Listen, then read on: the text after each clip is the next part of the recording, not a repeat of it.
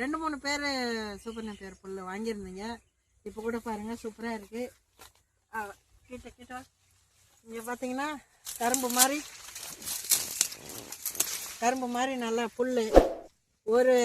இது வந்து ஒரு வருஷம் செடி.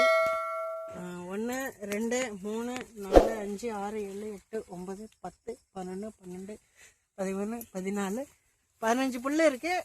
இன்னும் ஒரு 15 வரும். 30 புல் வரும். மொத்தமாக 30 புல்லில் இப்போ ஒரு கணு கேட்குறாங்க. ஒரு கணுன்னா வந்து 2 கணு வரும். இதில் வெட்டி கொடுப்பேன். ஸோ இது ஒரு கணு வரும், இது கணு வரும். இப்படி வெட்டி கொடுப்பேன். இதுதான் ஒரு குச்சி. இப்படி தான் உங்களுக்கு விதை புல் கேட்டிங்கன்னா விதை புல் கட் பண்ணி கொடுப்பேன். இங்கே கட் பண்ணிவிடுவேன், இங்கே கட் பண்ணிவிடுவேன். உங்களுக்கு இந்த கணுவிலேருந்து தான் துளுக்கும், இந்த கணுவிலேருந்து தான் துளுக்கும். இப்படி தான் கொடுப்பேன். நிறைய பேர்கிட்ட நான் சொல்லியிருந்தேன், யாரும் நிறைய பேர் வாங்கலை. இது ஆக்சுவலாக பெரிய வியாபாரத்துக்காக இந்த வேலையை நம்ம செய்யலை. இது தேவைப்படுறவங்க, அதிகமாக தீனி மாட்டுக்கு பசதி ஒன்று பத்தாதவங்க இது போடலாம். ஆனால் இது மட்டுமே போடக்கூடாது.